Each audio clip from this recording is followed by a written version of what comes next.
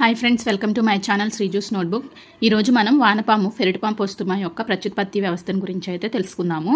ఇది వానపాముకు సంబంధించినటువంటి ఆఖరి వ్యవస్థ. ఈ వీడియోతో వానపాముకు సంబంధించినటువంటి అన్ని వ్యవస్థ టాపిక్స్ అన్నీ కూడా అయిపోతాయి అన్నమాట. సో ఇక ఆలస్యం చేయకుండా వానపాము యొక్క ప్రత్యుత్పత్తి వ్యవస్థలోకి వెళ్ళిపోతాము. చూడండి, వానపాము ఉభయ లైంగిక జీవి.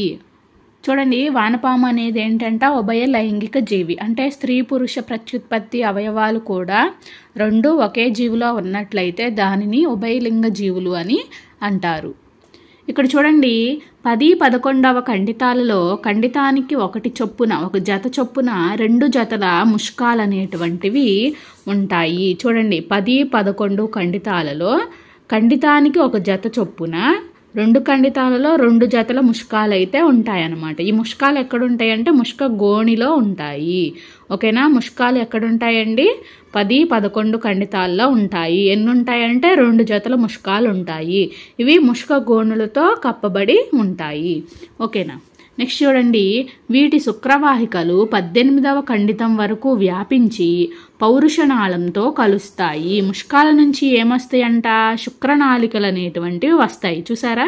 ఇవి శుక్రనాళికలు అనమాట. ఒక జత శుక్రనాళికలు ఎక్కడి వరకు వ్యాపించి ఉన్నాయి? 18వ ఖండితంలో ఉన్నటువంటి పౌరుషనాళంతో కలుస్తాయి అన్నమాట. అందుకే దీన్ని ఐక్య పౌరుష శుక్రవాహికానాళం అని అంటారు. ఓకేనా? ఇది వచ్చేసి పౌరుష గ్రంథి. పౌరుష గ్రంథికి పైన పౌరుష నాళిక అనేటువంటిది ఉంటుంది. సో ఈ శుక్రవాహికలు చూడండి ఎన్ని ఉన్నాయి? 2 జతలు. 2 జతలు కాదు, ఒక జత ఉందన్నమాట. ఈ జత శుక్రవాహికలు ఏం చేస్తాయంటే 18వ ఖండితంలో పౌరుష నాళంతో కలిసి ఐక్య పౌరుష శుక్రవాహికా నాళాన్ని ఏర్పరుస్తాయి. ఓకే. అలాగే 11-12 ఖండితాల్లో 2 జతల శుక్రవాహికలు ఉంటాయి. చూడండి, శుక్రవాహికలు ఎక్కడి నుంచి మొదలవుతున్నాయంటే 11-12 ఖండితాల నుంచి స్టార్ట్ అవుతున్నాయి అన్నమాట. ఓకేనా? ఎన్ని ఉంటాయంటే 2 జతల శుక్రవాహికలు అనేటువంటివి ఉంటాయి. అలాగే ఇక్కడ చూడండి, వీటిలో శుక్రమాతృ కణాలు శుక్రకణాలుగా మారతాయి.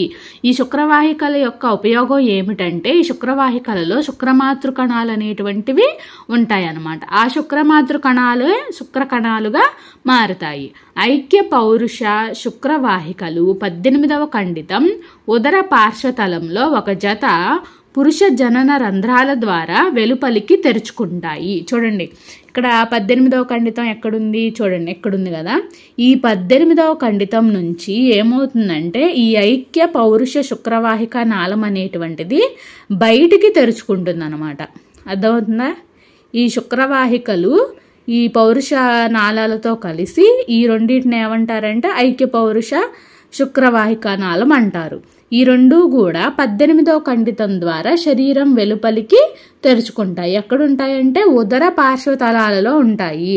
ఉదర తలంలో పార్శ్వంగా అంటే సైడ్స్లో ఉంటాయి అన్నమాట. ఓకేనా?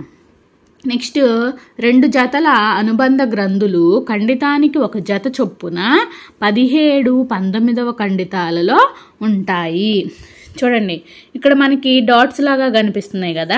ఈ డాట్స్ లాగా కనిపించే ఏంటంటే అనుబంధ గ్రంథులు అనమాట. 17 మరియు 19 ఖండితాలలో ఒక్కో జత అనుబంధ గ్రంథులు అనేటువంటివి ఉన్నాయి.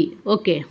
నెక్స్ట్ 4 జతల శుక్రగ్రాహికలు 6-9 ఖండితాలలో ఖండితానికి ఒక జత చొప్పున ఉంటాయి. 6-9 ఖండితాలలో ఇక్కడ చూద్దాం. చూడండి, 6-9 ఖండితాలలో ఒక్కొక్క ఖండితంలో ఒక్కొక్క జత చొప్పున 4 జతలు 4 ఖండితాల్లో శుక్రగ్రాహికలు అనేటువంటివి ఉంటాయి. ఇవి ఏం చేస్తాయంటే సంపర్క సమయంలో శుక్రకణాలను గ్రహించి నిల్వ చేస్తాయి. ఓకేనా? సంపర్కం జరిగేటువంటి సమయంలో ఈ శుక్రగ్రాహికలు శుక్రకణాలను గ్రహించి నిల్వ చేస్తాయి అన్నమాట, స్టోర్ చేస్తాయి అన్నమాట.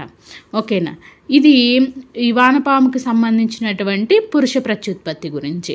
ఇప్పుడు స్త్రీ ప్రత్యుత్పత్తి గురించి చూసినట్లయితే ఒక జత స్త్రీ బీజ కోశాలు 12-13వ ఖండితాలలో ఖండితాంతర విభాజక పరముఖానికి అతికి ఉంటాయి. చూడండి, స్త్రీ బీజ కోశాలు ఎక్కడుంటాయంట? 12-13 ఖండితాలలో ఖండితాంతరానికి. ఖండితాంతరం అంటే మధ్యలో ఉంది చూసాడా, దాన్ని ఖండితాంతర విభాజకం అంటారు. ఖండితాంతర విభాజకం పరముఖానికి అతికి ఉంటాయి. అంటే కింద అనమాట, పైన ఉంటే దాన్ని పూర్వముఖం అంటారు.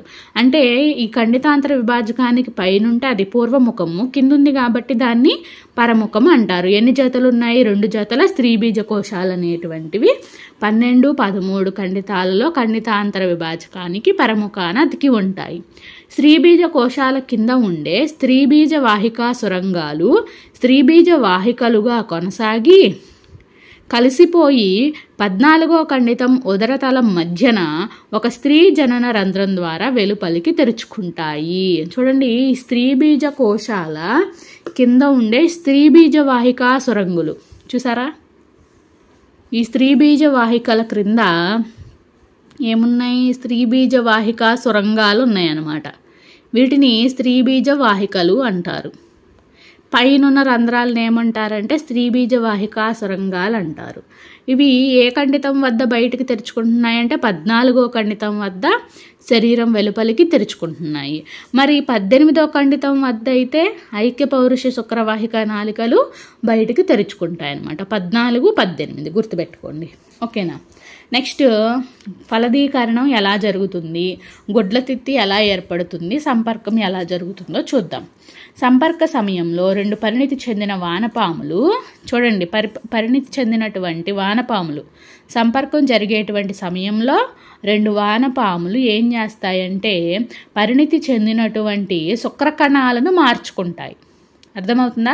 ఒక వానపాములో ఉన్నటువంటి శుక్రకణాలు వేరొక వానపాములో ఉన్న వానపాములోకి వెళతాయన్నమాట.